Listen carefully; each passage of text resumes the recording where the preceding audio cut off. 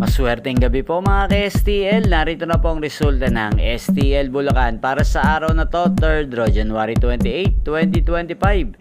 Araw ng Martes. Naway ang mga natayaan nyo pong mga numero kanina ay manalo nawa ngayong gabing ito, 8 PM. Kaya kunin nyo na po ang inyong mga tickets. Narito na po ang resulta. Ang mga numerong nanalo sa STL Bulacan ngayong gabing ito, January 28, 2025, 8 PM. Third draw result, 10 at 28 in exact order. Sa lahat po ng tumaya kanina sa STL Bulacan para sa third draw ng 10 at 28, congrats po sa inyo. Panalo po kayo again, 10 at 28.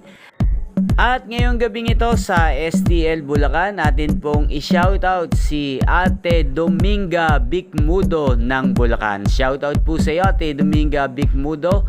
Naway ang mga tinataya mong mga numero sa Bulacan, sana po ay manalo na po ngayong gabing ito at sana'y nasa mabuti po kayong kalagayan.